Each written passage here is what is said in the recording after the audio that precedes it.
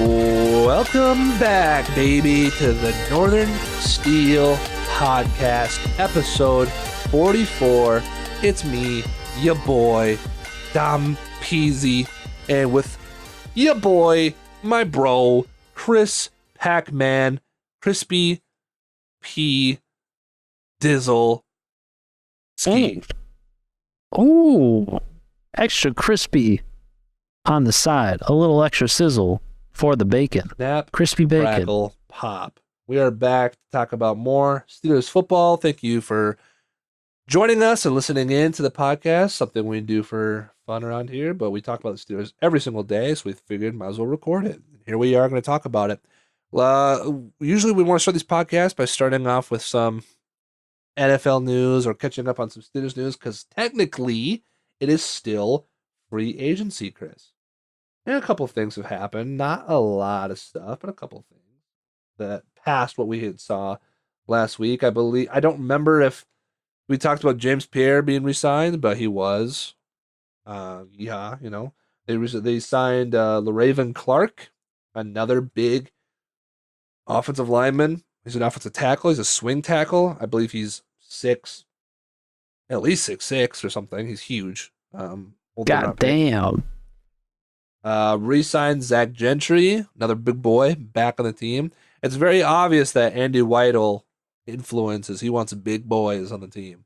We got the biggest boys coming in. But one sad thing, the day after our podcast, we did lose Terrell Edmunds in free agency. Pretty so sad about that. Pretty sad about that. Chris, what was your initial reaction to losing Terrell Edmunds? I guess my initial reaction was, what's the details? Because, of course, everything comes out from the player first, where they're like, it's been a good ride, Pittsburgh. And you're like, all right, what does this mean? So once everything started surfacing and details started coming out, my initial thought was, wow, the Eagles got Terrell Edmunds for a deal. I mean, we're talking about a young player who's started in 75 games and has rarely hurt. I've talked about this before, probably dating back to earlier podcasts, but I was never a Terrell Edmunds fan up until probably the last year or two. And that's probably just because of the big hype around him being a round one draft pick for us back, was that 2017? Yeah. Yeah, so 2018. So, he grew on me, and I think his play steadily grew each year, and he became a lot more of a reliable player. So when he ended up going to Philly, I was sad about it, because like I said before, he's young, he's dependable, and he is someone who I felt like really found an identity playing in the backfield with Pittsburgh. So I'm sad to see him leave. I do think it was more of his decision based off of reports saying that we did offer him, we did give him an offer to stay with us. But, I think it was just time to move on for everyone. And that's exactly what happened.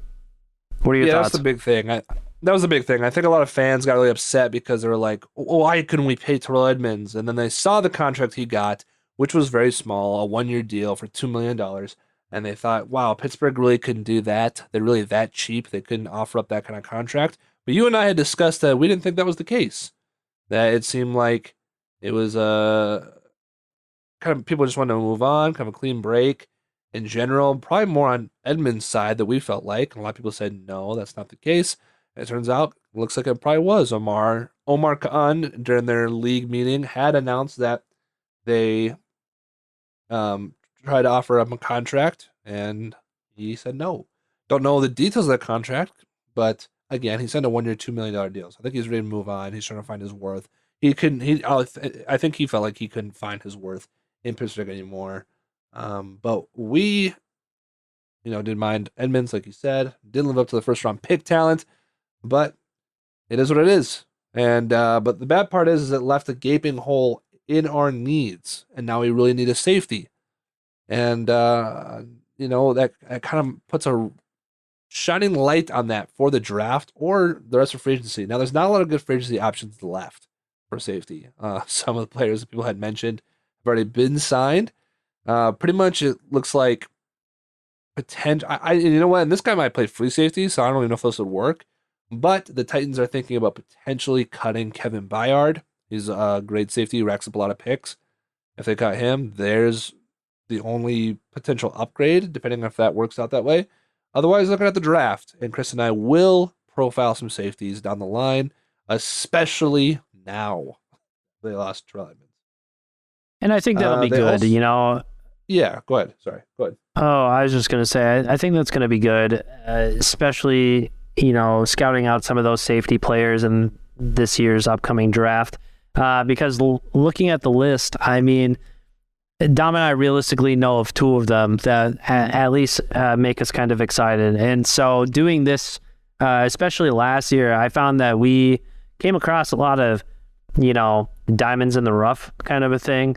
And players that we could potentially maybe even snag in later rounds. So be on the lookout for that when we do our safety draft profile positions in the coming of weeks. But yeah, hopefully we can give you some more insight as far as who's available and who to maybe get excited about.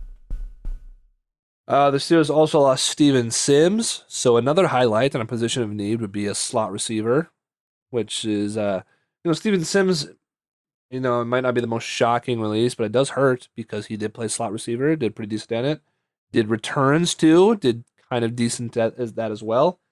So another hole there. So what's that going to be? Another free agent down the line or a draft pick? There's not a lot of draft picks the Steelers have this year. A lot of needs, not a lot of picks. That's pretty much all the Steelers free agency news, except for, I guess, if you want to count Bud Dupree still visiting with the Steelers. I saw some tweets today that he said goodbye to Tennessee after visiting with them, the Steelers today. So good chance he probably gets signed by Pittsburgh. My guess is for a low amount, and I do think that helps. I know a lot of people don't think so. We do. I think it'll be a great addition to our depth for sure. I mean, Bud Dupree knows the system. He had good success in the late part of his career in Pittsburgh. It would be, I think, a really, really good signing for us. But aside from Bud Dupree and whoever else is out there, keep your hopes alive, Steeler fans, because, free agency is not done yet. I know I saw a video, I believe it was Max Starks interviewing Omar Khan. Dom, did you watch that at all? I did not watch it. Oh, well, yeah, basically, he was asking him about free agency, how he thinks things are going, and Omar essentially was like, listen, free agency is not done. Doors aren't closed. More players will be coming out, and we'll be ready to pounce if the opportunity presents itself.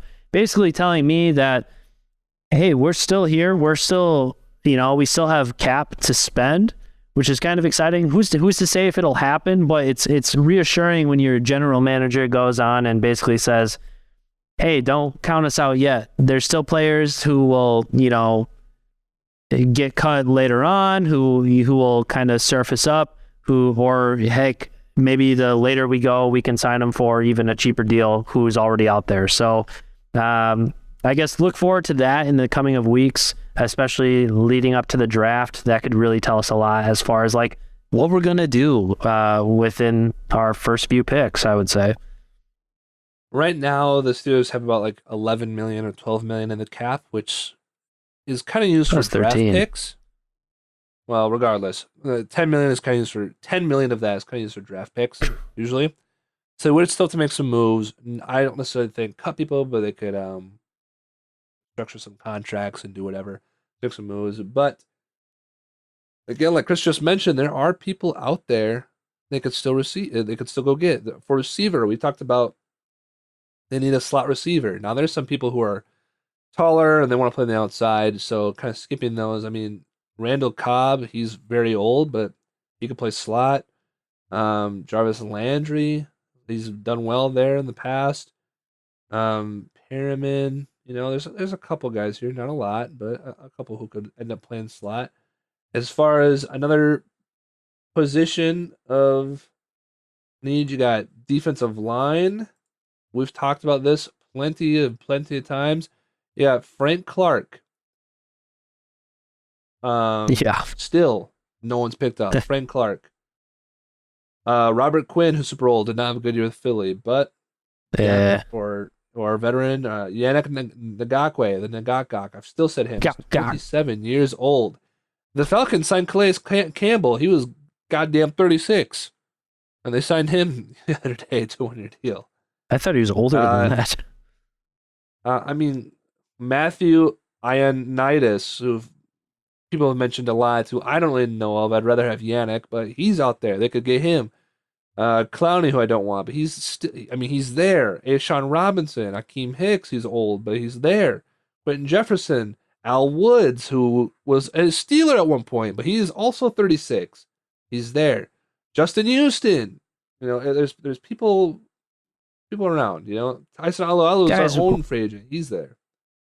we got peoples and players and persons and things and dudes and dogans and all the other things out there. So like, all I'm saying is be ready. That's what Dom and I are talking about. Be ready. Things can happen.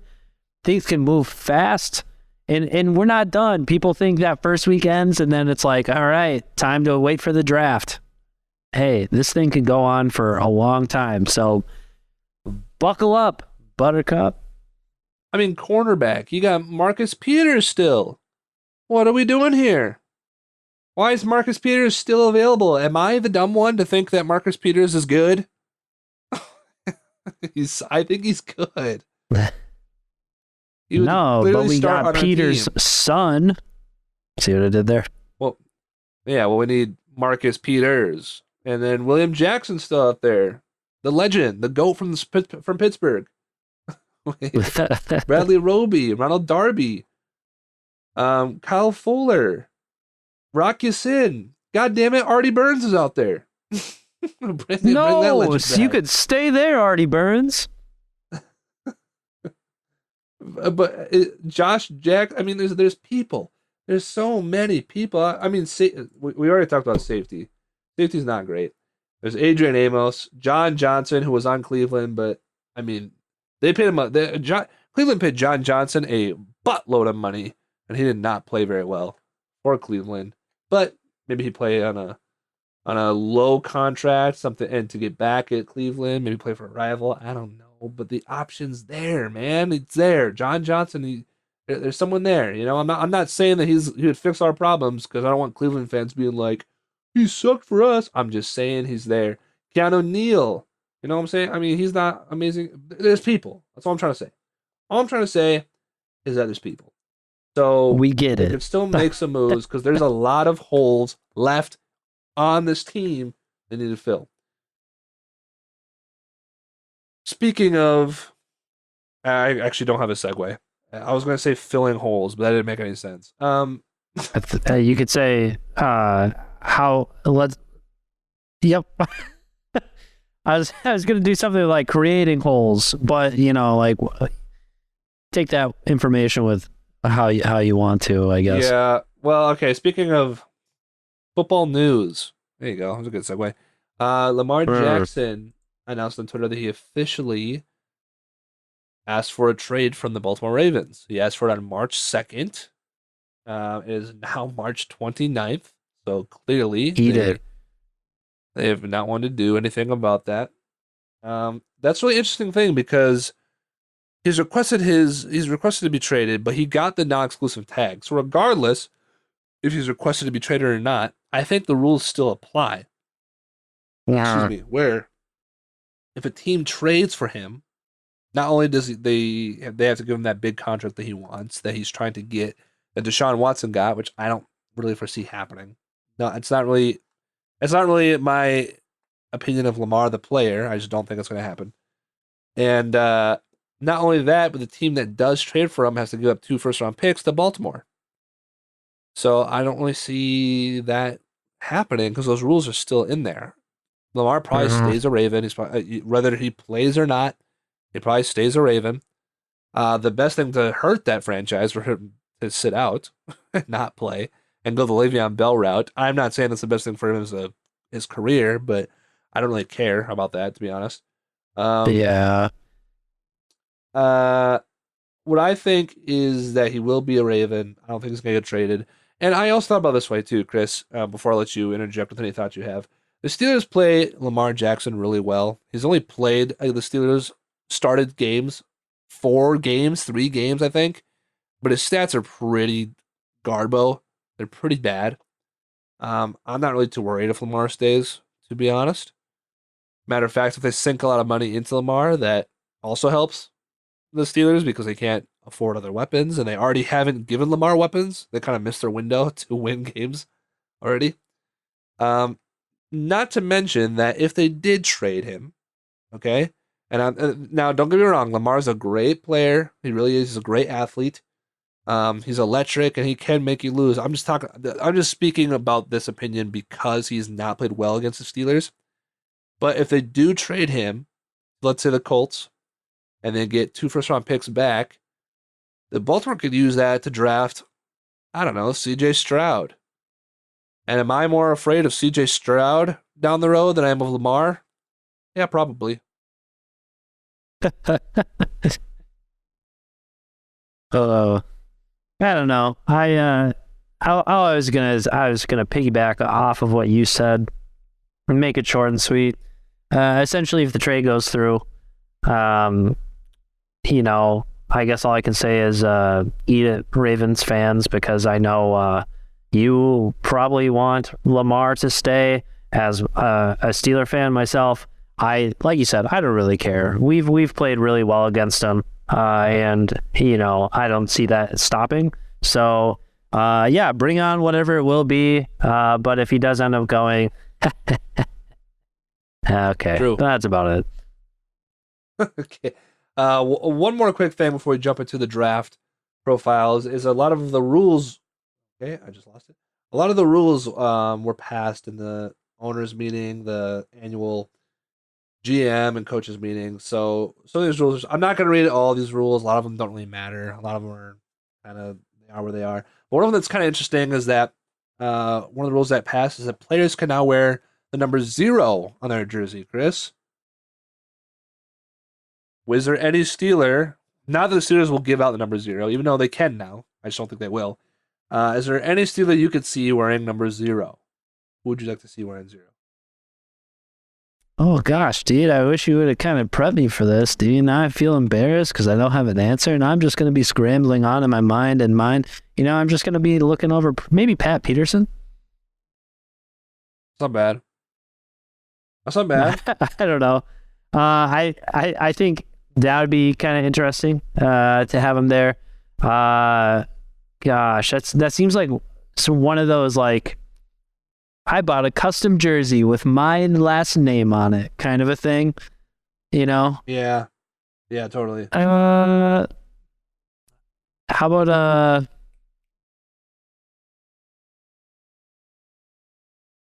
yeah, dude, I got nothing. That's the only person I can really think of. I saw somebody on Twitter who said Presley Harvin, and I kind of like that. To be number 0. Yo, I don't mind that either. It's so tough because I feel like you get weirdly attached to like players with their numbers. Like, Right. You know what I mean? I was going to be like, oh, what about like, I'm thinking of young players. Like, what about Jalen Warren? He hasn't had 30 long. And I'm like, God, he'd look so weird without 30. I like him at 30. Whereas maybe an incoming rookie could get 0. I know we're not talking about receivers yet, but you and I like what's the guy's name? Marcus Ford Wheaton from somewhere. He wore 0 in college. So oh, did he? They could wear 0 in the pros if we got draft man. There you go. Very possible. Something another rule. We don't have to talk about this, but I'm just reading it to make the penalty. Wait. Oh, these two are both kind of weird. To make the penalty of illegally handing the ball forward consistent with an illegal forward pass. That's interesting, and I wonder how they're going to call that. So do you understand that? It's like if the quarterback or someone like if they're at the if or the no, if dude's they're ahead like of him? pass lines, if the pass line of scrimmage, yeah, and the guy's ahead of him, and he hands it, literally puts his arm forward to give the ball to another player, then I guess that's a penalty. That's an illegal forward handoff, which seems ticky That's tacky, dumb. to be honest. I don't know. There's a That seems ridiculous. I agree. There's a penalty for illegal punts, drop kicks, or place kicks consistent with illegal forward passes. I don't know what that means or what that's going to look like. So How would good you even luck. do that? I don't know. I have no idea. Are we Last gonna but do a not new least, punt formation? And Presley Harvin's gonna stand behind center, and we're still gonna snap it back to someone, and then he's gonna pass it up to Harvin. when it says drop kicks, I wonder, like, when Ben, I actually don't know it sets the rules. So if you know this, don't kill me for it. But like, when Big Ben would sometimes punt on third down by himself, Yeah, like he would like step back. I don't know if that would be considered a penalty now. I don't know. well, it's not really a drop kick though, or I a know. I handoff. don't know. I don't know.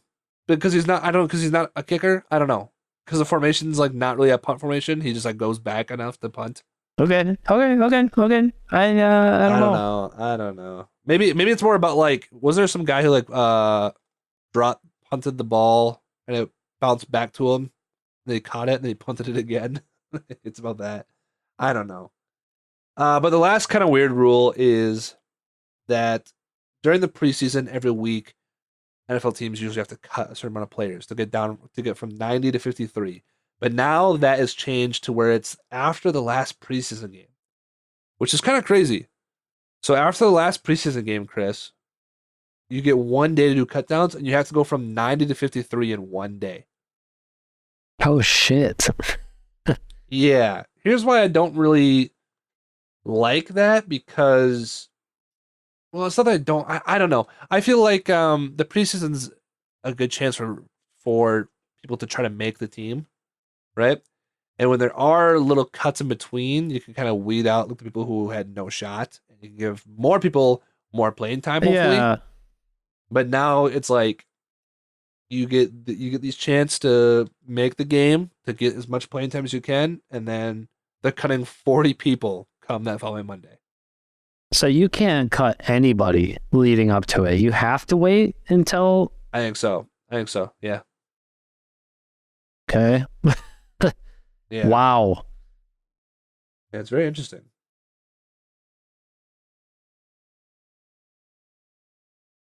Yeah, That'd be one preseason roster reduction date. One. Why do that? I don't know, but a lot of teams pitched it. Not the Steelers, I'll tell you that. But a lot of teams pitched it. Pass through. So we'll see how that plays out come preseason and Absolutely. It's gonna be a tough one. But a lot of people that's another kind of like, that's gonna be kind of like another big free agency thing, because every team's gonna be releasing almost 40 players at once. That'd be another kind of big free agent kind of Sure. But anyways, that's just some quick new rules that got thrown in. Now let's go to our draft profiles. This week we're taking a look at the offensive tackles. This is going to be a lot quicker than we've normally done. Usually we look at highlights and we go and break it down in depth. We're still going to try to do that the best we can, but we're looking at offensive tackles. There's not really highlights to watch with that. There are, but Chris and I aren't that good at watching film and tape. Also, we both have full-time jobs, so I'm not going to go watch a bunch of tackle footage. However, we know that the Steelers and Andy Weidel like big old boys, and we also think that they're going to draft a tackle early. So we're going to talk about pretty much the top 8 tackles. Also, the top 6 are going to go in the first, or top 5. Top 5 or top 6 are going to go in the first/early second round, and then the last two I have to talk about could be like a third round, or maybe even fourth round, but probably a third round guy. So, Chris, if you want to talk about the top 4 dudes, get into it and tell me what you think about them. Absolutely. Just go for it. Yeah. All right. First guy on the list. I want to preface this first. Oh, sorry, I just want to preface this first by saying these guys that Chris are going to talk, especially like the top 3, we may not even make it to number 17. But I don't know. You never know. The draft's crazy. It's weird. Sometimes I hear of these guys falling. Maybe not. So who knows? But we got to cover them. I feel like so. We have to. It's a very possible. It's a very high position of need for the Steelers. So definitely knowing that we're going to get these guys at some point. It's just a matter of who. So let's jump right into it. Going into offensive tackles, kind of the same way that we did with the cornerbacks. We know we are going to draft high with them. So let's jump right into it. And who's a better person to start with than Peter Skoronski, offensive tackle out of Northwestern. This dude is an animal. He is 6'4", 313 pounds with a 32.25-inch arms, some big old hands, and a big old booty. Let me tell you that much, all right? This dude is a freak, and he has unbelievable blocking abilities. He uses his hands very proactively and attacks first. He sets out with explosive kick slide into his diagonal sets, and he comes off the snap with low pads and explosive lift into contact. This guy performed really well at the combine. He had a production score of 89, which actually ranked first out of all the offensive tackles at the draft.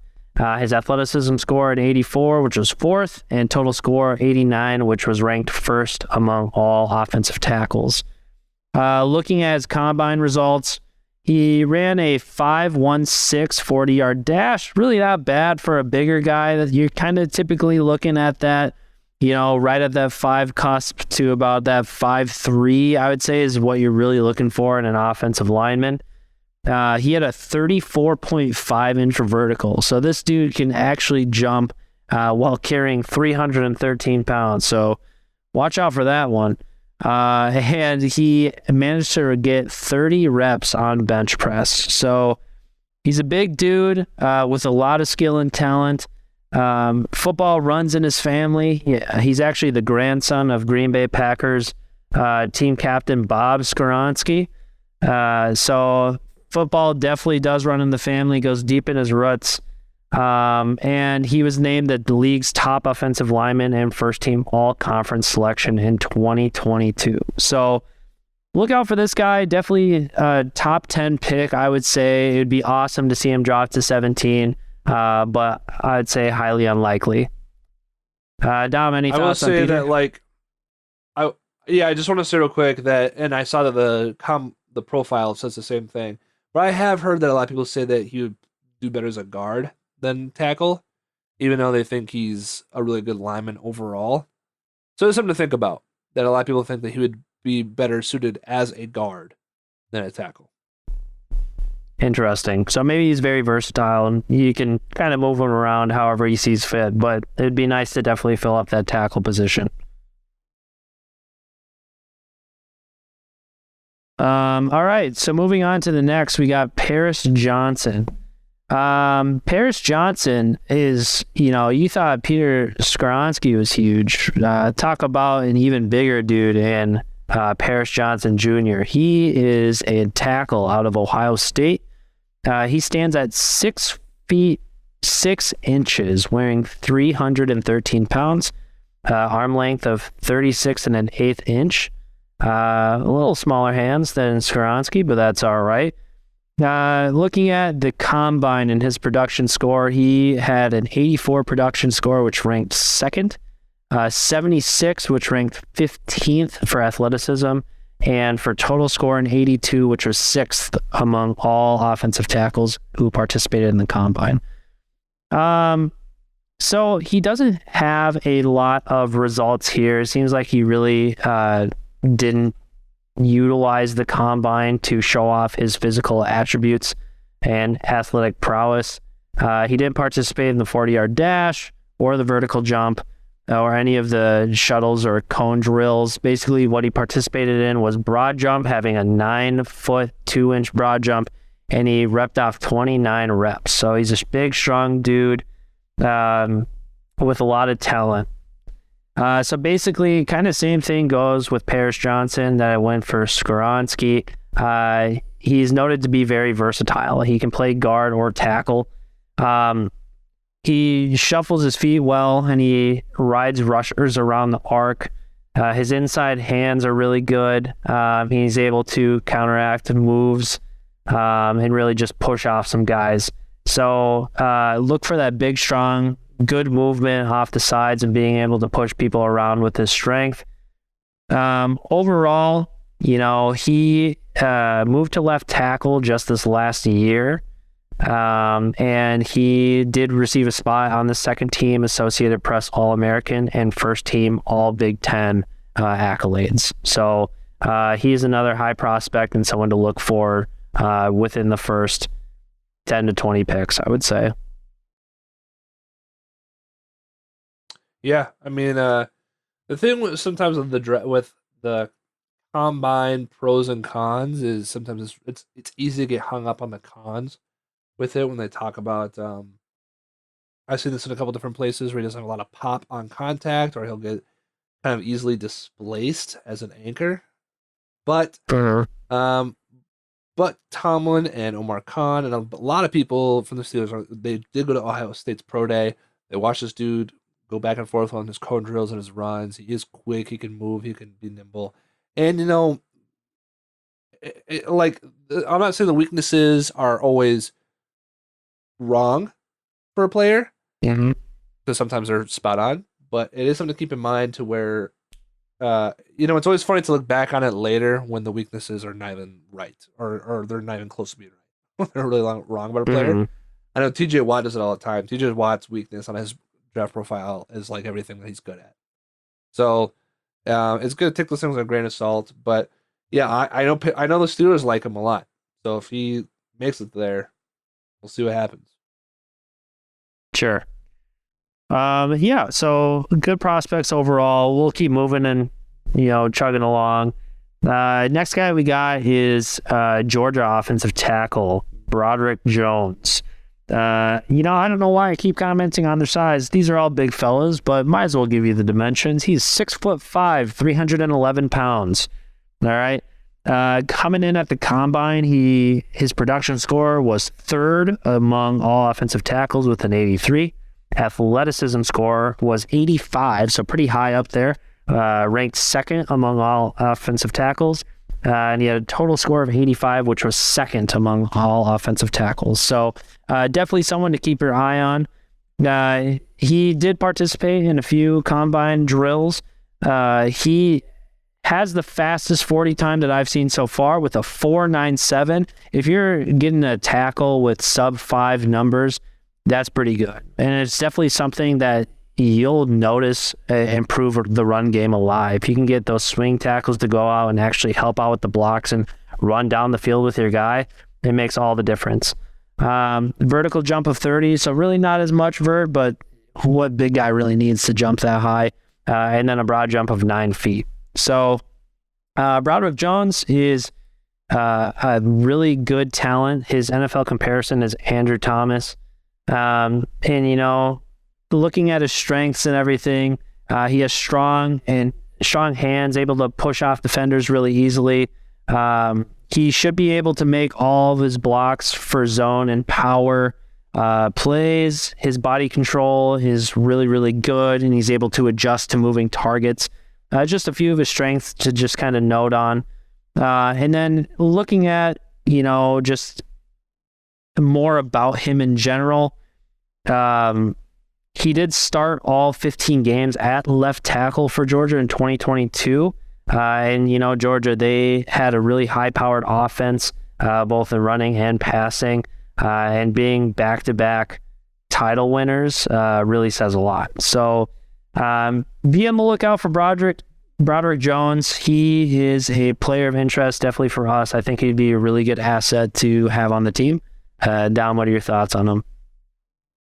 I really like Broderick Jones a lot. I think he's big. I think he's very, very athletic. A lot of his so-called weaknesses are things that are very easily coachable. Sometimes the weaknesses are just like, this is just how it is, and it can't be done. But when you look at his weaknesses list of like, needs to keep his chin tucked, pushes from the outside, gives up early ground, those are all things that are coachable.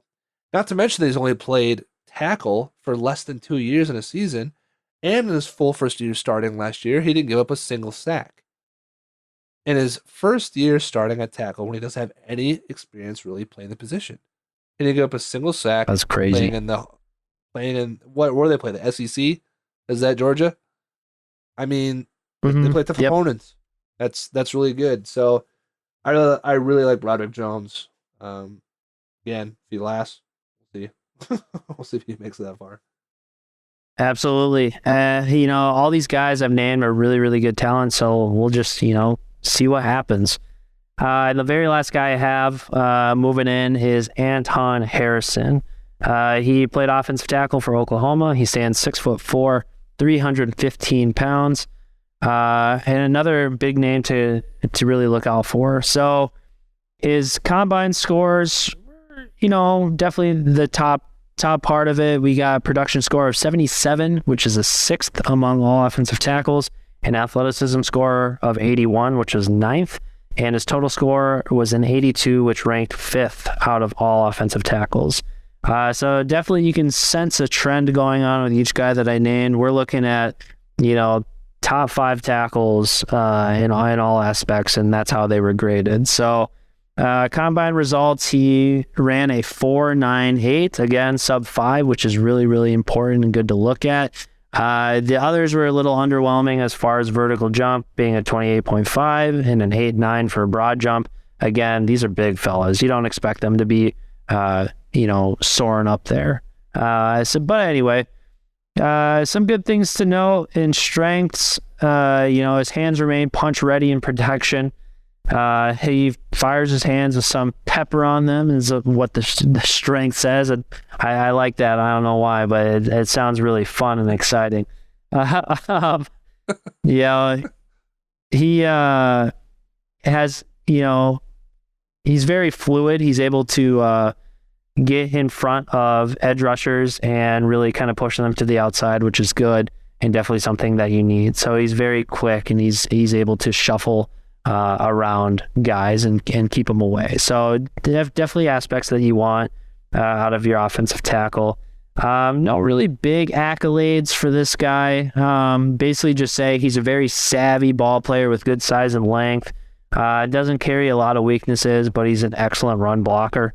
But definitely keep Anton Harrison in the back of your minds as we get closer to draft day, as he could be a very, very potential pick for the Steelers, whether that's hopefully, in my mind, more of that 32 range, but who knows? Well, you never know how the draft is going to go. So I, for some reason, don't like him as a pick. And I don't really have a good reason for you. It's just kind of a gut feeling. Now, sure. If the Steelers draft him, I'll love him. I love anybody they draft. Once you're in the black and gold, you're on my team. I love him. But I don't know. I don't really like some of the weaknesses too is the low athletic ability that he has. And when he would be going up against Myles Garrett, Justin Houston, or who do they have? The Ravens, Doff, uh, Ojabo or Adafe, right? Mm-hmm. The Bengals have some good pass. I mean, you kind of need to be athletic, regardless of how smart and savvy you can be. I don't know. So I'm not super sold on him yet, but again, if he's a Steeler, he's a Steeler. That's just how it would be. All right, my turn. Let's Go a little get bit more. into it. Try to make it quick. Try to do rapid fire here because I got a little bit more than Chris, but that's okay. I'll start with Darnell Wright from Tennessee, 6'5", 333 pounds, big golly, he's a big old boy. In the combine, he had a 78 production score, 85 athleticism score, 84 total score, third overall. About average 40-yard dash, the 5 second run time. Comparison to DJ Fluker. I don't know if you've seen DJ Fluker nowadays, but golly, talk about Hercules, that boy. He's huge. Um, Darnell Wright is someone who I think could be really good. He was overshadowed by Hendon Hooker in that offense because of how they kind of flew off the handle, and Tennessee was actually good this year. But he was able to hold his own, protect the run, protect the pass. I think he only gave up one sack this year, maybe two. There were some inconsistent outings, but overall, he finished it through the blocks, was aggressive. He's able to stand on his own. He gets linebackers out of position with push. He's got adequate movement with his feet. He uses his length a lot too. Stop speed to power. But some of his weaknesses, he's got a little bend in his 2 point stance, which if you're caught stiff in the AFC North, that's going to hurt you. Shallow pocket to hold up and pass pro. Um, and shows confusion against a twist. The thing that's different though, that is kind of like a red flag catch or a catch be all with him, is he played very well, but Tennessee's offensive scheme was very RPO with Hendon Hooker. Hendon Hooker is more of a not more of a he is capable of a running quarterback. So they played a lot of RPO pass run options. Um, that's what he blocked for mostly there. Can that translate to what the offense we want to run with Kenny Pickett? That's the question, I think. Because not he wasn't always holding his blocks super long for Hendon Hooker who could run. However, I also seen clips of Hendon Hooker who just stood in the pocket and just held on to it forever and then got sacked too.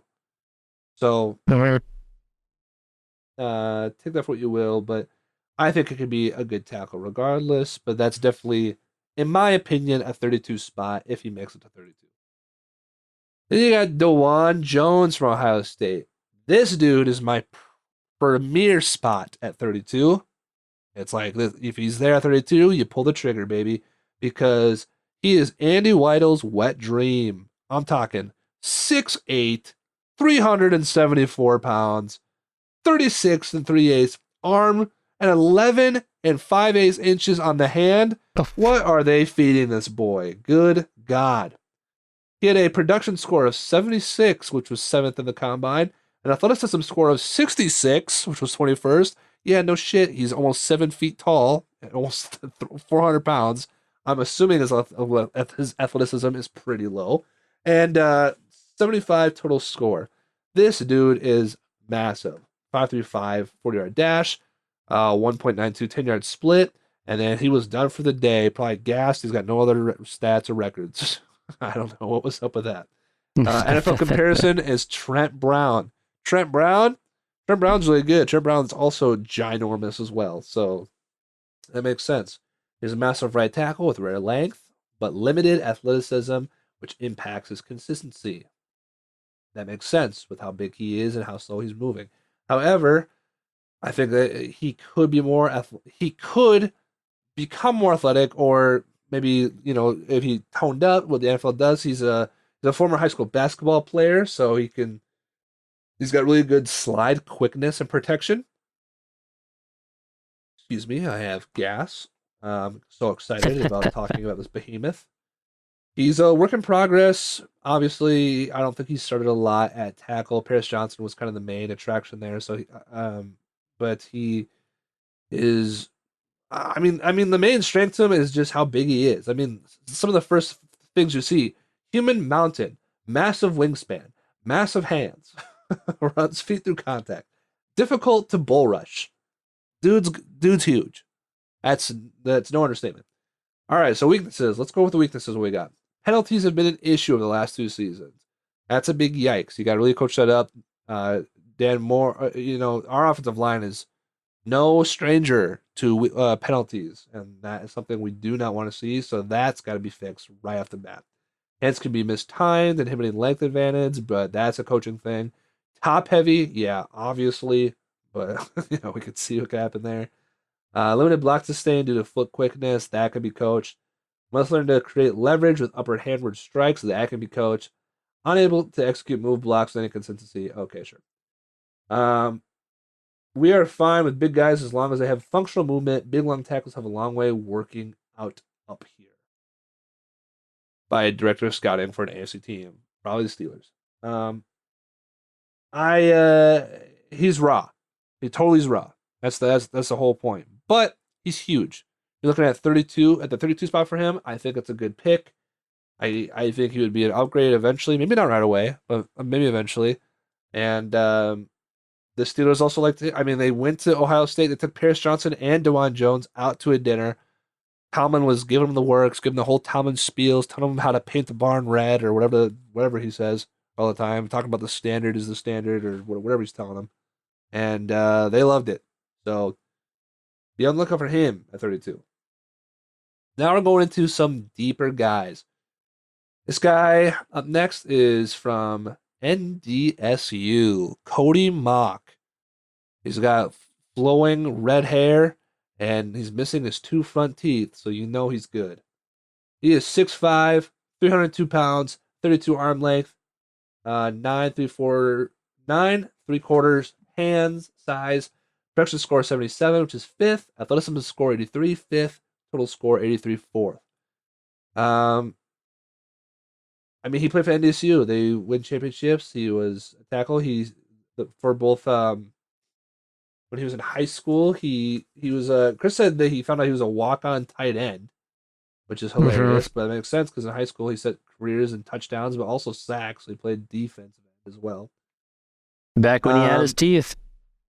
yeah. Then he lost them by playing tackle, a hard nose. That's what the Steelers like. You know who else didn't have two front teeth? Jack Lambert. And look who the Steelers are now. So maybe this is the guy Coincidence? we need. His NFL comparison is Alex Kappa, very solid tackle, not too bad. Um, he wears a he's a rugged player, attacking demeanor, doesn't care about you, doesn't care about your mama, doesn't care about possibly reading being from NDSU, but that's not going to stop him from punching you in the face. He plays with a desired demeanor for toughness of position. That's what you like to hear. Playing in the AFC North, I love that. Looks to accelerate and obliterate blocks, sustains blocks, above average finisher, decent pop, communicates effectively. I mean, loose hips. What's not to like about this guy? Let's talk about it. What don't you like about him? He's got short arms. Look out for the whack on the long torso. Footwork and passes can get away from him. That's a coaching. Heel clicking pass slides upon the bull rush. As a short armor, needs to guard against prematurely throwing the hands. That's coaching. Elevated strike pointing to get to double teams. Hands get grabby when losing early stages of wraps. Yeah, he's an angry guy. When he starts to lose, he starts to cheat. That sounds like NDSU to me. Look, for most of that stuff is coaching. Most of that stuff sounds promising. I like him. I think he's a good prospect. Is he good for 32? I don't know. But will he be there at 49?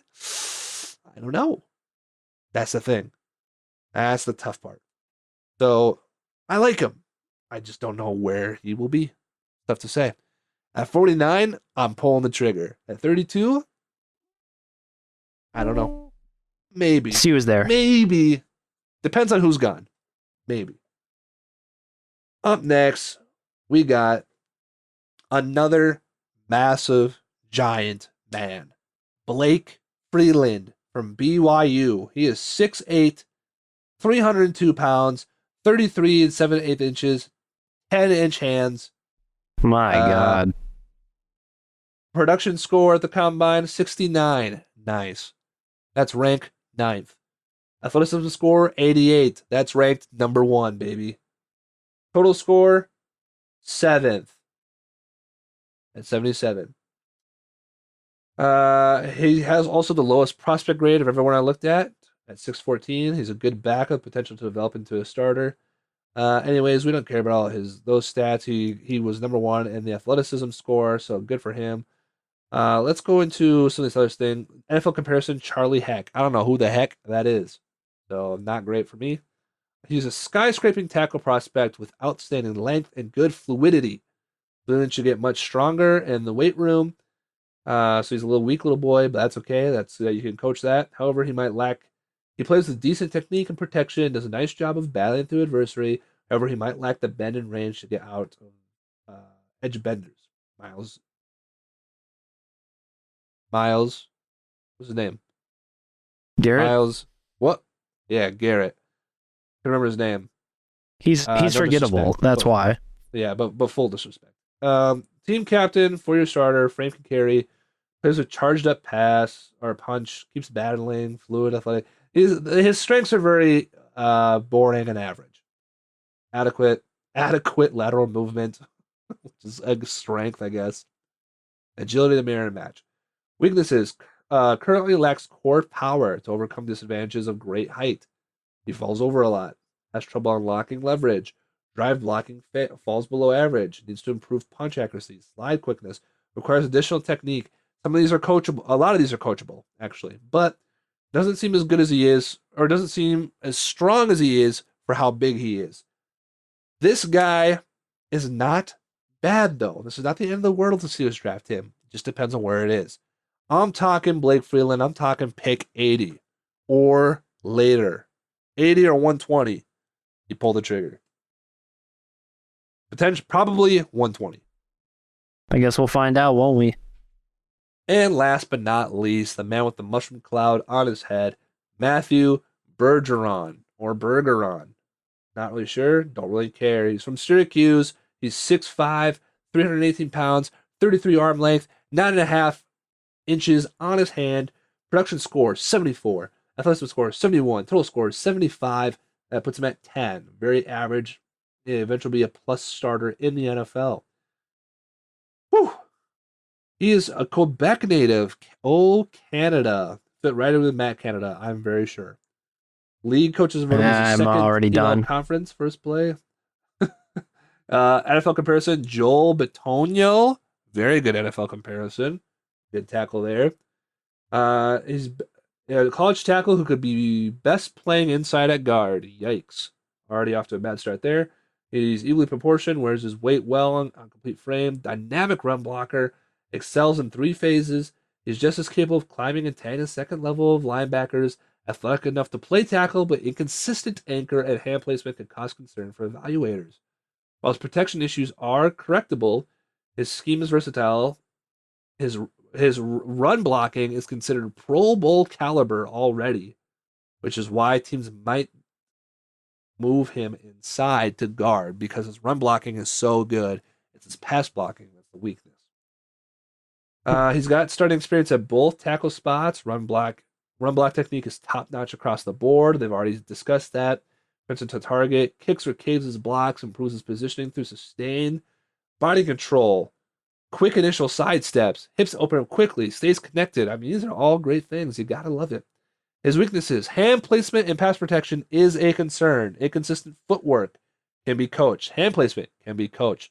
Punch can swing wide, opening his chest can be coached. Gives far too much ground to bull rushers. Well, that's a strength thing, so we'll see. His punch lands high and wide, which limits natural core and anchor strength. That's a coach. Needs to be careful about overshooting lateral landmarks as a run blocker. I mean, that's just an opinion. The league has moved to pass protection as a top priority, and he's just really inconsistent in that area. I love his run blocking, but you have to be able to keep your quarterback clean, said a scout for an NFC team that no one cares about.